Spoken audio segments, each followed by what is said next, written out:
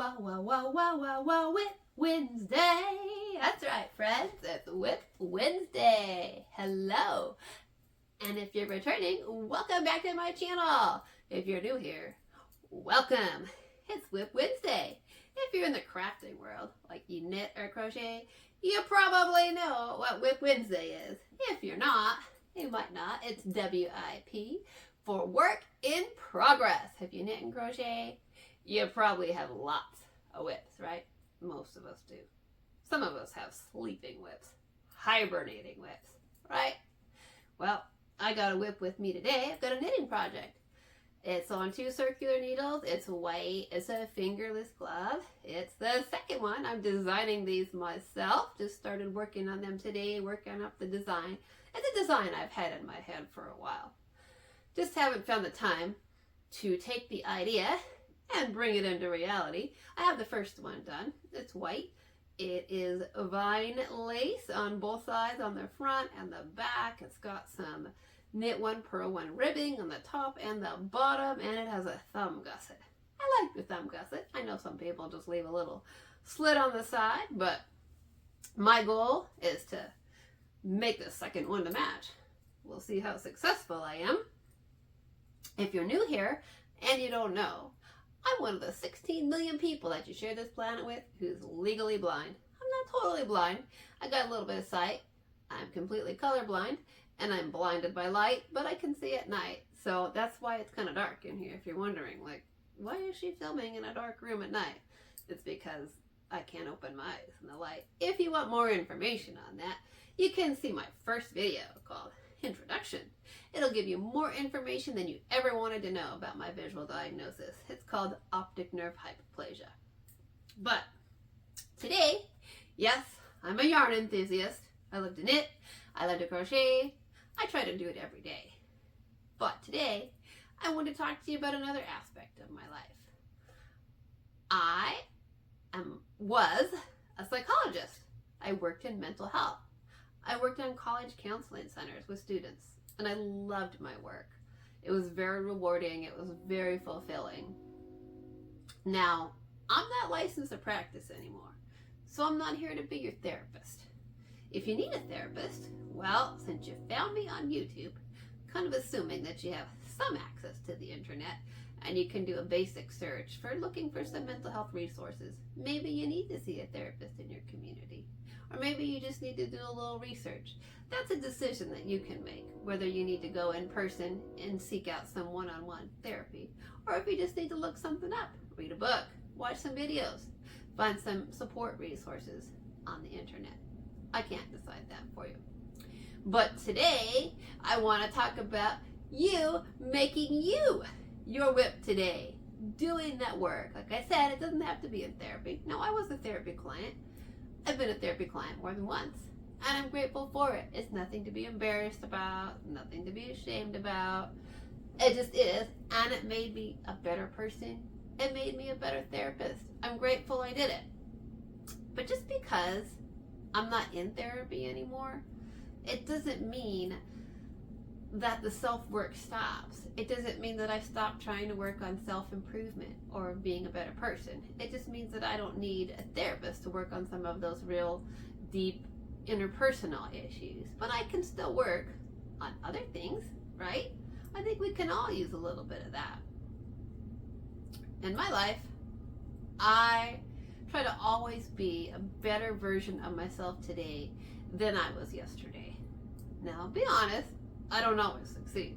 I mean, I'm human, right? I'm not perfect. I'm a pretty flawed person. I said that about my knitting projects too.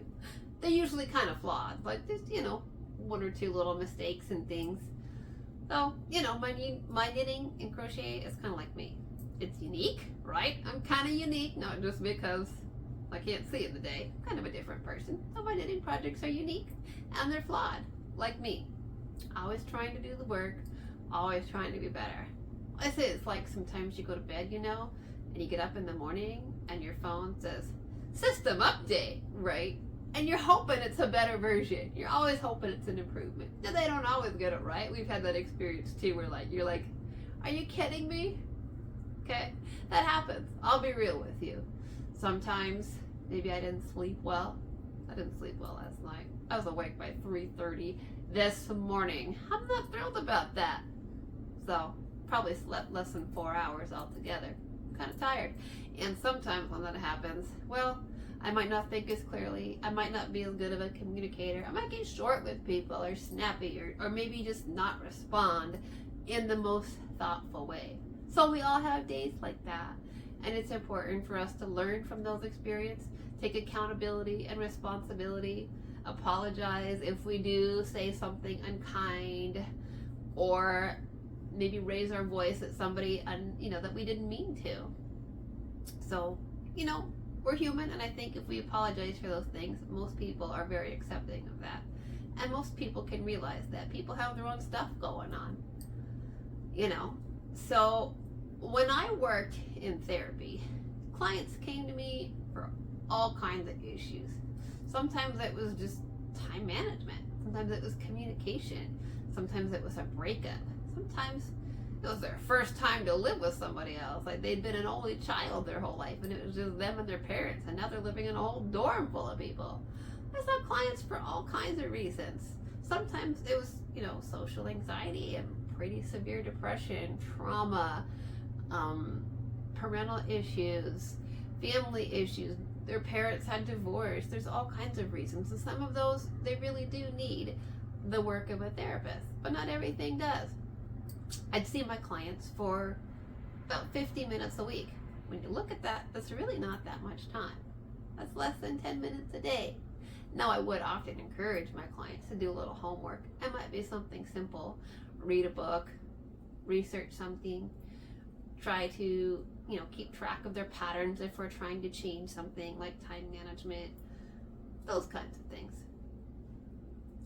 But it still didn't require a lot of work. But I'm here today to encourage you to be your whip today. It's not selfish to make yourself your priority. Maybe you need to work on something today. Self-confidence, organization, time management, boundaries, assertiveness. Are you the person that always gets the big projects dumped on them? Well, it's good that you have a reputation for being reliable and dependable, but if you're always that person that everybody comes to when there's a crisis or a big project, well, you want to make sure that you're not being taken advantage of too. It's okay to set boundaries. It's okay to be assertive. Only you know what's best for you. So you'll have to make that decision for yourself. But there's nothing wrong with doing the research. You have the internet at your fingertips if you're listening to me on YouTube. So there's all kinds of resources out there that you can look up and do a little studying, do a little reading, watch some videos, take a class, self-improvement, whatever it is that you need to work on. Your family and friends will thank you for it. They will. If you do the work, it usually helps them out. We can't help other people as well if we're not working on ourselves and taking care of ourselves. So that's my message today, to encourage each of you, whether you're a knitter or a crocheter or a crafter or not, be your whip today. Be your work in progress. That's for me every day. Every day till the day I die. I'm going to be my work in progress. I want to be my masterpiece in the end, right? I want to be what I worked on. I want to shave off the rough edges, maybe do a little carving here, a little sculpting there, right? I mean, that's what we do when we create. If you watch some of my other videos, like my second video on my deteriorating eyesight and how I got into designing my own projects, well, that's what we do when we design.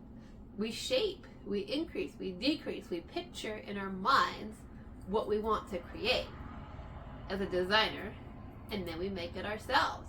We can do that with ourselves too, to a certain extent. I mean, obviously there are limits, right?